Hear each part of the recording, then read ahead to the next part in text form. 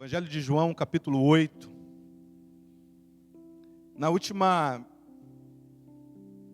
ceia, queridos, nós começamos a fazer uma reflexão em cima de uma pergunta que o próprio Jesus faz para os seus discípulos lá em Mateus, no capítulo 16.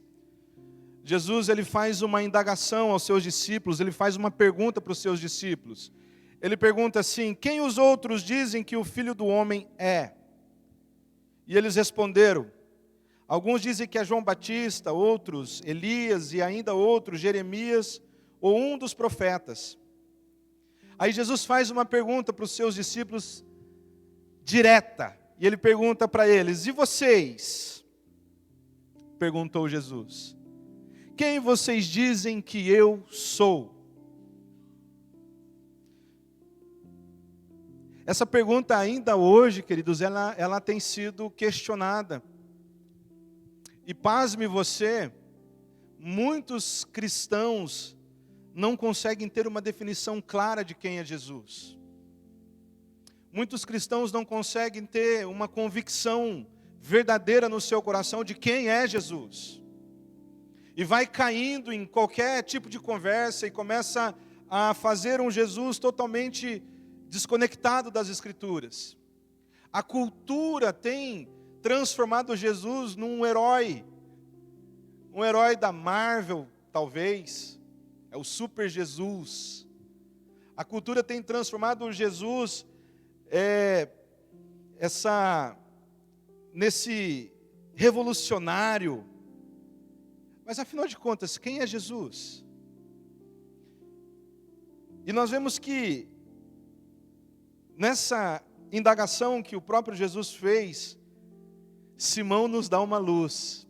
Simão Pedro, ele nos dá um caminho para responder essa pergunta.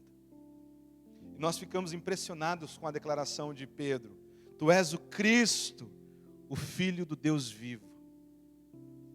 E Jesus diz: olha, você é bem-aventurado, Simão Pedro, porque não foi a carne, não foi o seu intelecto, mas isso foi uma revelação que vem do Pai que está nos céus.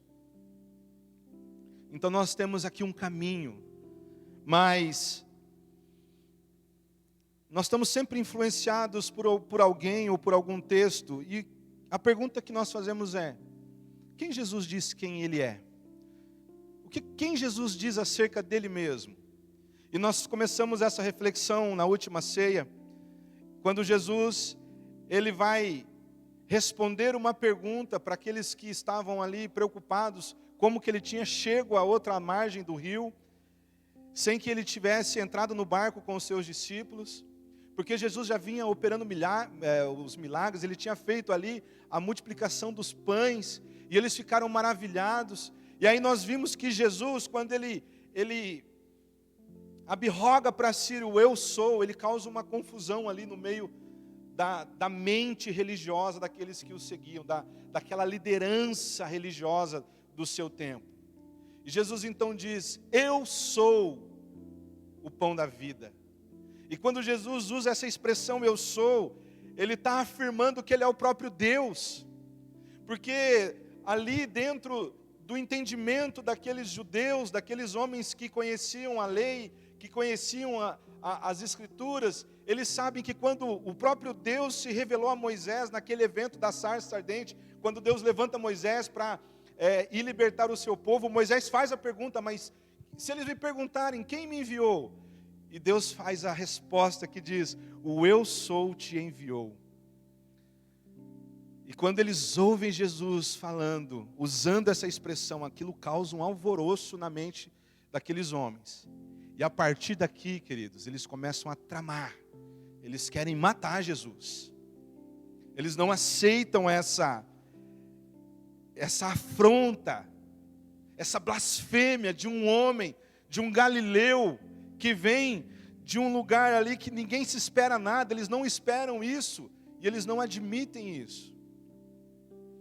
E Jesus dá essa resposta de uma indagação que eles fizeram, e Jesus responde algo muito importante para nós. Ele vai responder que o anseio que o homem vive, esse anseio que todo ser humano tem dentro de si, esse desejo por algo, essa fome, essa insatisfação, é o desejo da eternidade que o próprio Deus plantou dentro do ser humano. E esse desejo, essa insatisfação, essa necessidade que muitos não compreendem e ficam buscando em coisas, tentando preencher, tentando achar uma resposta para isso, no consumismo, em projetos humanos, e não conseguem preencher o seu coração. Jesus diz: todo aquele que comer desse pão jamais terá fome. E aquilo causa um impacto naquele povo. E o Evangelho de João vai mostrar para nós que em 7 momentos diferentes Jesus vai usar a expressão eu sou. E cada vez que ele usa a expressão eu sou, ele está afirmando que ele é o próprio Deus encarnado. E aí nós vamos entender que o Evangelho de João tem o propósito apologético de revelar Jesus Cristo como o próprio Deus encarnado nessa terra. Mas também tem um propósito de trazer esperança, que quando todo aquele que ouve essas palavras e crê que Ele é o Cristo, que Ele é o Deus encarnado, seja salvo e tenha vida eterna. E aí nós vamos olhar aqui um segundo momento, quando Jesus ele vai, mais uma vez, usar essa declaração, eu sou. Então aqui em João, no capítulo 8, no versículo 12, Jesus vai dizer assim, falando novamente ao povo, Evangelho de João, capítulo 8, versículo 12, diz assim, falando novamente ao povo, Jesus disse, eu sou a luz do mundo. Quem me segue nunca mais andará em trevas, mas terá a luz da vida. Feche os teus olhos. Senhor, a Tua palavra foi lançada nos nossos corações essa manhã. Nos ajuda, Senhor, a compreender, ó Deus, e receber no nosso coração a Tua palavra. Nos dá, Senhor, essa graça, para que nós possamos juntos, ó Deus, conhecer mais a Ti, no nome precioso de Jesus. Queridos, nesse momento aqui, a confusão já está armada. Se você voltar para o capítulo 7, você vai ver o caos acontecendo, e o que vai nortear toda a discussão do capítulo 7 é uma crise que aquele povo está. Mas será que esse é o Cristo? Eles estão tão perturbados com isso, que eles estão cegos. Eles estão querendo matar Jesus. Porque lá do capítulo 6, quando Jesus fala que Ele é o pão da vida, Jesus vai fazer uma afirmação severa para aquele povo. E vai dizer, se você não comer da minha carne, não beber do meu sangue, você não tem parte comigo. Aí o povo vai, se você voltar no capítulo 6 ali, volta no capítulo 6, lá no versículo, a partir do versículo 60, do capítulo 6, você vai ver que o povo disse, dura são essas palavras. Como assim nós vamos comer e beber do sangue desse homem? Mas Jesus está dizendo, olha, se você não tiver convicção de quem eu sou, do sacrifício que eu vou fazer naquela cruz, se você não experimentar disso, você não tem parte comigo. E o povo vai dizer assim ali no versículo 60, dura é essa palavra, quem pode suportar? E a Bíblia diz que eles vão abandonando Jesus, ao ponto de Jesus olhar para os discípulos e falar assim, lá no versículo 67, e vocês também não querem ir não? Vocês não querem abandonar também não? Podem ir. Jesus não está preocupado com o ego, com o sentimento deles. Jesus quer que eles tenham convicção de permanecer junto com Jesus. E aí mais uma vez, no versículo 68, Pedro vai ser usado para trazer uma resposta que também nos ajuda a permanecer firme. Pedro vai responder assim, Senhor, para quem nós iremos? Se só Tu tens as palavras de vida eterna. Nós cremos e sabemos que és o Santo de Deus. E aí, queridos, você vai vendo o desenrolar aqui do capítulo 7, e você vai ver que a crise está instalada ali no meio daqueles homens, e eles estão perturbados ao ponto de no versículo 20 do capítulo 7, eles vão dizer assim para Jesus: você está endemoniado. Você está endemoniado, respondeu a multidão. E eles estavam procurando matar Jesus. A confusão está instalada. Jesus está dizendo: olha, eu sou o pão da vida. Se você comer desse pão, você jamais terá fome. E eles vão indagando: mas será que este homem é o Cristo? No versículo 25 do capítulo 7, vai dizer que então alguns habitantes de Jerusalém começaram a perguntar. Olha só a questão que está sendo agora aqui, está correndo ali nos WhatsApp de todo mundo ali. Eles estão mandando Twitter para todo mundo, dizendo: cara, será que esse é o Cristo? Será que esse é o Cristo? Eles vão perguntar: não é este homem que estão procurando matar? Será que este é o Cristo? E não é esse homem aí que está todo mundo doido querendo matar ele? E eles tentam prender Jesus, mas eles não conseguem. Porque a vida de Jesus está nas mãos do Pai. Ninguém tem poder para fazer nada. Tentam. Eles estão indignados, eles estão malucos, eles estão cegos, eles estão com a sua mente e com o seu coração totalmente enfurecido contra Jesus. E aí no último, e nós vamos ver que Jesus ele está aqui no capítulo 7, ele está dentro de um contexto que ele está ensinando no templo. Ele está lá no ninho das cobras, ele está lá no meio desses que não suportam ouvir as suas declarações, e por não aceitarem, não receberem Jesus como Messias, eles querem matar Jesus, e Jesus está lá no templo ensinando o povo. Jesus está participando da festa dos tabernáculos, é uma das 3 grandes festas do povo judeu, e eles estão ali celebrando a festa das cabanas, montaram as suas tendas ali, né, dentro do pátio das mulheres, ali no templo, e eles estão celebrando a festa das cabanas, lembrando de quando Deus tirou o povo do Egito, e Deus então deu ali ordem para o povo armar o tabernáculo no seu meio. Então essa festa faz o povo relembrar a ação de Deus tirando o povo do Egito. E nessa ação de Deus, Deus guia o seu povo, olha só, com uma coluna de fogo. Então o povo é guiado por essa coluna de fogo. Então Jesus está ali nesse contexto, nesse ambiente, e o povo está doido, querendo matar Jesus, e a pergunta que está sendo feita é: quem é esse homem? Será que ele é o Cristo? Imagina o fuê que está nos bastidores, nos corredores ali. O cara fala: rapaz, e se esse cara for o Cristo? E o povo está querendo matar ele, e não sei o quê. O mais próximo, querido, que eu consegui chegar, para eu visualizar essa confusão, é de uma série da Netflix que chama Messias, que é uma versão contemporânea de um pseudo-Messias que aparece, só que está nos nossos dias, e a coisa corre pela internet e vira um caos. O Instagram vai bombando e todo mundo, aí começa a dúvida, e ele começa a fazer algumas coisas que o povo fala: não pode. E aí eu assistindo, eu falei assim: olha, é o mais próximo que eu consegui chegar, assim, tendo uma visão do que Jesus provocou nos dias que ele estava executando o seu ministério terreno. Para pensar, queridos. Eles estavam esperando o Messias. Eles estavam aguardando a vida do Messias.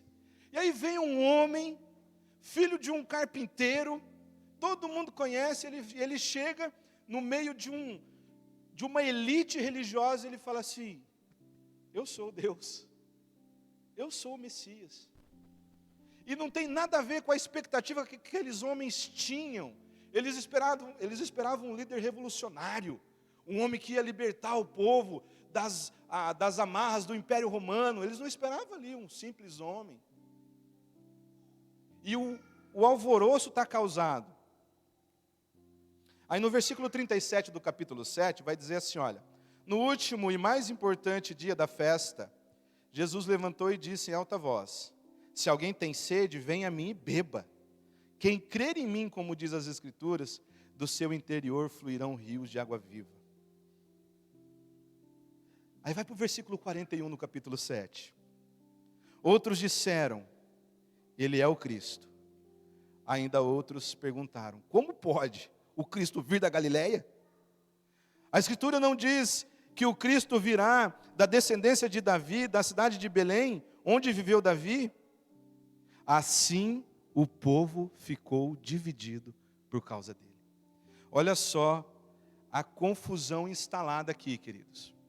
E no último dia da festa dos tabernáculos, a tradição diz que eles acendiam os candelabros ali no pátio das mulheres, eram umas tochas que representavam a coluna de fogo do deserto, e aquelas tochas tinham mais ou menos uns 20, 25 metros, alguns estudiosos falam, e eram 4 tochas que eram levantadas ali, e representava aquela coluna de fogo, e toda a cidade ficava exposta àquela luz.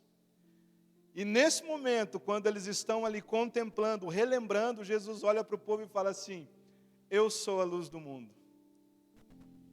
Imagina, queridos. Você imagina o que esse povo não deve ter, a crise que eles devem ter entrado de novo. Olha, primeiro, ele é o pão. Aí ele diz que ele também é a água que vai matar a sede do povo. Agora ele é a luz. E Jesus vai falar: eu sou a luz do mundo. Queridos, olha só. A confusão estava armada. Então tinha um monte de gente pensando um monte de coisa. Tinha muita opinião circulando sobre Jesus. Quer ver um exemplo? Tinha um povo que achava que ele era um grande profeta escatológico dos fins dos tempos. Isso aí está lá no versículo 40 do capítulo 7. Vai dizer assim, ó, ouvindo as suas palavras, algum dentre os povos disseram: certamente este homem é profeta. E esse profeta era uma expectativa de um profeta escatológico, que ia anunciar o Cristo. Outros achavam que ele era realmente o Messias. É o que nós acabamos de ler, no versículo 41 do capítulo 7. Ele é o Cristo. Ele é o Cristo. E ali, queridos, instalou uma divisão no meio do povo. Então, e Jesus vem e ele responde essa pergunta. Porque o povo está perguntando quem ele é, será que ele é o Cristo? Jesus fala: eu sou a luz do mundo. Eu sou a luz que dissipa as trevas. E trevas e luz, queridos, é um tema muito importante quando a gente olha para a teologia de João, porque frequentemente ele vai usar esse comparativo de luz e trevas. Então isso permeia toda o pensamento do apóstolo João. Ele vai descrever a luz para descrever a glória de Deus, para descrever essa intensidade da glória de Deus. E ele vai dizer sempre que as trevas é esse conceito do pecado que fez o homem entrar em densas trevas. E a Bíblia frequentemente vai usar essa metáfora de trevas para falar sobre o pecado. Então, quando Jesus fala, eu sou a luz do mundo, ele não está falando que ele é uma luz que você liga, ele está dizendo que nesse mundo que está em trevas pelo pecado, na humanidade caída, ele é essa luz que pode dissipar essas trevas. Não tem outra forma de o homem, o ser humano caído, ser liberto das trevas do pecado. Lembra de Efésios? Que o apóstolo Paulo está nos orientando agora a uma nova experiência de vida, e ele diz: olha, vocês não devem mais viver como vocês viviam antes, porque outrora vocês eram trevas, mas agora vocês são luz. E a única forma de você ser transportado do império das trevas, que é ser arrancado daquele ambiente, e ser plantado agora no ambiente de luz, é você reconhecer a Jesus como o seu único e suficiente Salvador. E isso é graça de Deus. Isso não é mérito nosso, porque nós estávamos mortos nos nossos pecados, nos nossos delitos, mas Deus, no seu grande amor com que nos amou, Ele nos deu vida. Então Jesus, a Bíblia, quando vai falar sobre essas trevas, vai usar essa analogia para dizer que o mundo está agora vivendo no pecado. E a Bíblia declara que o mundo jaz no maligno. Então o mundo sem Cristo é um mundo em trevas. O ser humano sem Cristo é um ser humano que está vivendo em densas trevas. Você já ouviu falar de um movimento chamado iluminismo? Eu acho que você já deve ter ouvido falar. E o iluminismo, querido, é uma tentativa do ser humano tentar resolver o problema das suas densas trevas. Esse movimento que aconteceu ali no século XVIII foi um movimento filosófico que acreditava que a humanidade ela poderia sair desse lugar de trevas através do conhecimento e da razão humana. Eles acreditavam que quanto mais o homem tivesse acesso ao conhecimento, mais iluminado ele seria. E o mundo se tornaria melhor, mais evoluído. Esse é o pensamento filosófico que permeava ali todo o movimento iluminista, de um povo que ia recebendo conhecimento e iria se evoluindo através do conhecimento. Então o mundo seria melhor, o mundo seria mais iluminado, mais esclarecido. Mas a história colocou tudo por terra, queridos. Porque o século XIX, os grandes impérios começaram a cair. E cadê a suficiência desse conhecimento para trazer luz para o ser humano?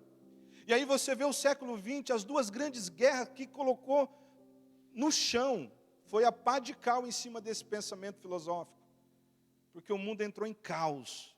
Duas grandes guerras que acabou com toda a expectativa desse pensamento iluminista que vai dizer que o homem, quando ele se apropria da razão, do conhecimento, ele vai conseguir ser um ser iluminado, um ser elevado. O homem só piorou. E aí você olha para o século XXI, querido, olha a barbárie que nós estamos vivendo no século XXI. Nós estamos vivendo aí essa revolução sexual, onde a moral está sendo vilipendiada todos os dias. O povo quer liberdade para fazer e acontecer, sem prestar conta para ninguém. Aí você vê milhões e milhões de crianças morrendo de fome todos os dias. Você vê o aumento do divórcio, você vê o aumento da prostituição, das drogas, você vê o aumento do suicídio, aí você vê o aumento de tudo. E nós estamos na época que o homem mais tem acesso ao conhecimento. Tudo que você quiser aprender, que você quiser saber, você tem num clique às suas mãos. No movimento iluminista foi quando eles fizeram as grandes enciclopédias, os grandes estudiosos, as grandes mentes apareceram para isso. Mas olha a decadência que nós estamos vivendo. A moral está sendo cada vez mais difícil você ter conteúdo que exaltam a moral do ser humano, é só ladeira abaixo. E esse mundo em trevas, querido, só pode ser trazido para a luz quando nós reconhecemos que Jesus, Ele é essa luz que veio aos homens. Vai lá para João, volta lá para o capítulo 1, porque o capítulo 1 é muito importante para você entender a colocação que João faz sobre Jesus. Então ele vai dizer que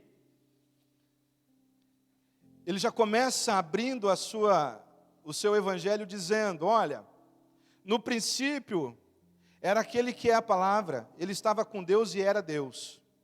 Ele estava com Deus no princípio. Todas as coisas foram feitas por intermédio dele, sem ele nada do que existe teria sido feito. Nele estava a vida, e esta era a luz dos homens. A luz brilha nas trevas, e as trevas não a derrotaram. Surgiu um homem enviado por Deus chamado João. Ele veio como testemunha para testificar acerca da luz, a fim de que por meio dele todos os homens crescem. Ele próprio não era a luz, mas veio como testemunha da luz. Estava chegando ao mundo a verdadeira luz que ilumina todos os homens. Jesus é essa luz que dissipa todas as trevas do coração do homem, querido.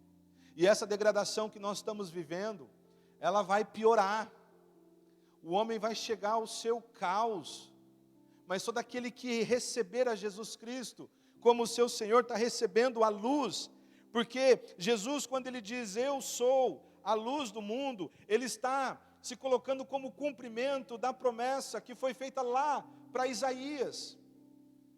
Isaías, ele vai falar no capítulo 9, contudo, não haverá mais escuridão para os que estavam aflitos, No passado ele humilhou a terra de Zebulon e Naftali, mas no futuro honrará a Galiléia dos gentios, o caminho para o mar junto ao Jordão.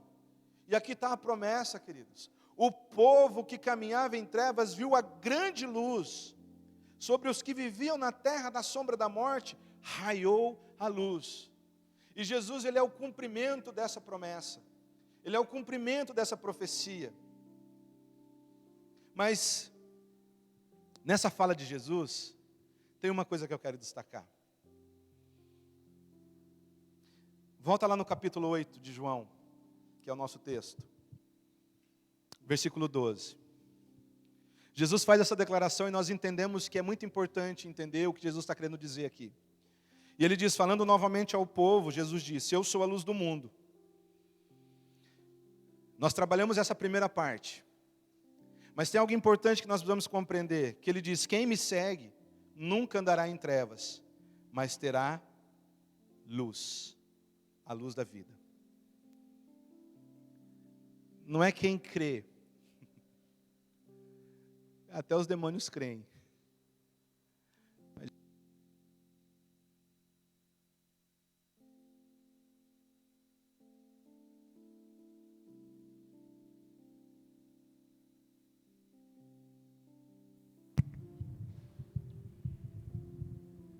Aqui muda tudo, queridos.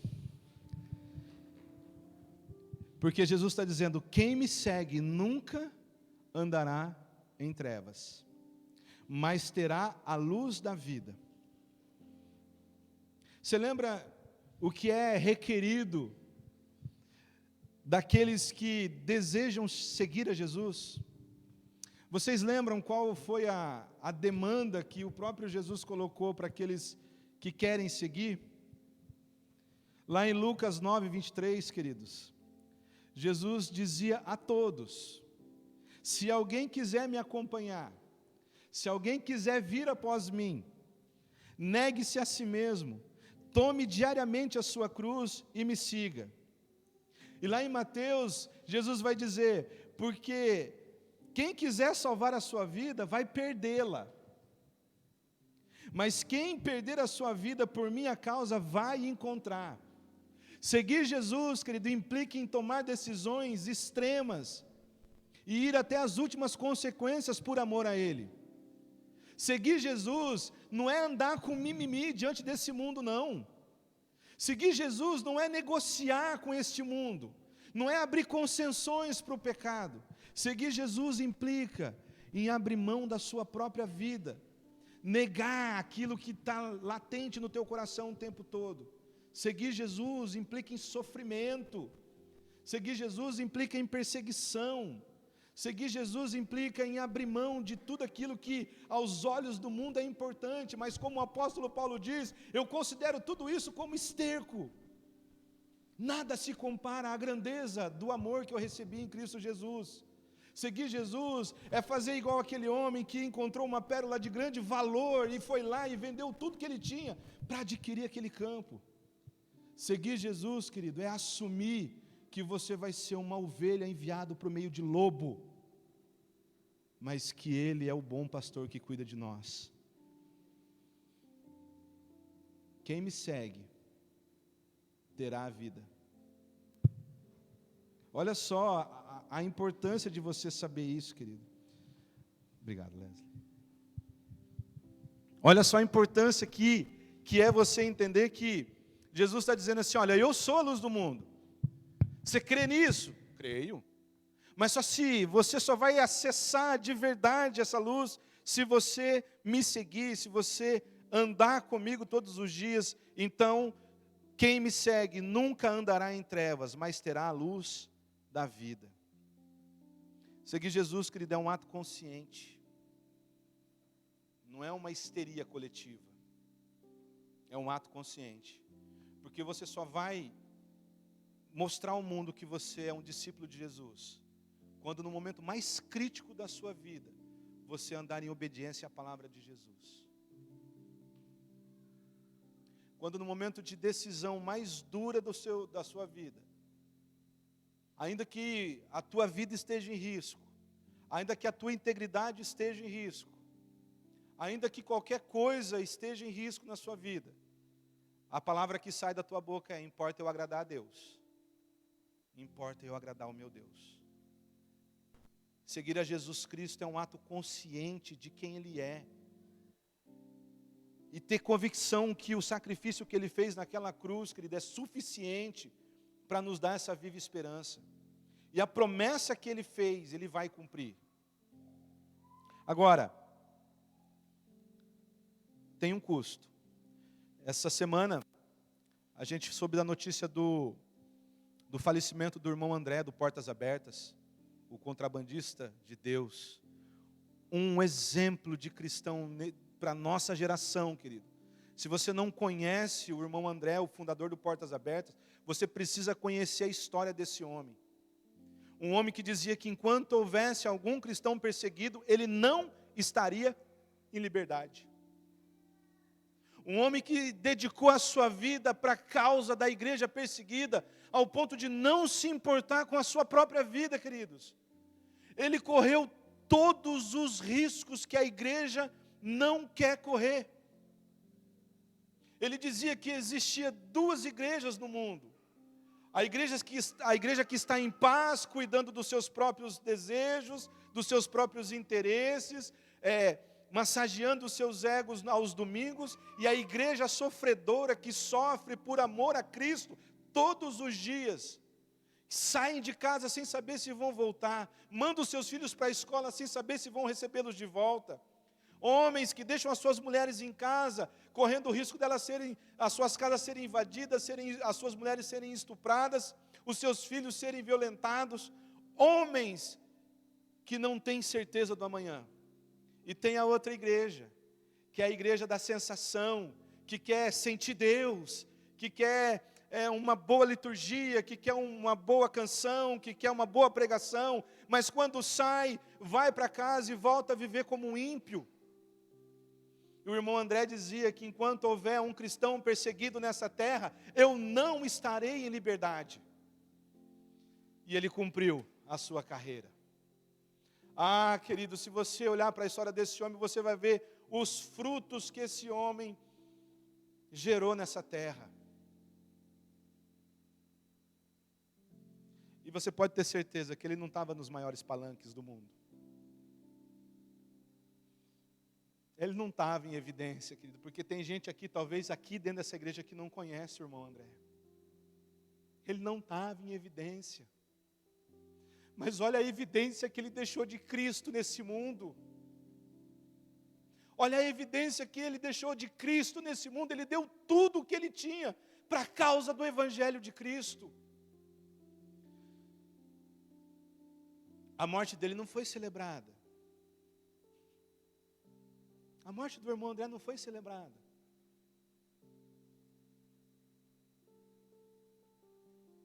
Um homem que entregou a sua vida por amor ao Evangelho. E muitas vezes, queridos, nós estamos como esses homens aqui. Nós estamos tão apegados em nós mesmos, que fica um alerta para nós. A soberba do nosso coração nos impede de enxergar a luz. Porque esses religiosos aqui, do versículo 13 ao versículo 20, eles estão questionando Jesus. O teu testemunho é falso, você testemunha de você mesmo. A lei não permite que o testemunho de um homem seja validado, você é falso, o seu testemunho é falso. E Jesus está dizendo para ele assim, vocês não me conhecem. Porque se vocês me conhecessem, vocês conheceriam o Pai que me enviou. E vocês saberiam que o meu testemunho é verdadeiro, porque eu não falo de mim mesmo, porque o Pai testemunha de mim. E esse mundo, querido, está o tempo todo questionando Jesus, e dizendo que Jesus não é quem Ele diz ser, e dizendo que Jesus não é quem a igreja diz que Ele é. E nós estamos o tempo todo, querido, nessa briga, e nós nos esquecemos de olhar para Jesus. E como seguidores de Jesus, nós temos que crer que Ele é um com o Pai. Nós temos que declarar as palavras do apóstolo Pedro. Tu és o Cristo, Filho do Deus vivo. Nós temos que declarar o nosso amor a esse Deus, a nossa fidelidade a esse Deus. Nós temos que andar com convicção, com Cristo, ao ponto de a nossa vida, queridos, não ser a nossa prioridade, Porque o apóstolo Paulo faz essa declaração: eu não tenho mais a minha vida por preciosa. Importa eu viver aquilo que Cristo quer que eu viva. E diante dessa mesa, queridos, como que nós vamos nos achegar? Tem uma frase que mexe muito comigo. Se você fosse acusado de ser um discípulo de Jesus, será que o mundo encontraria prova suficiente para te condenar?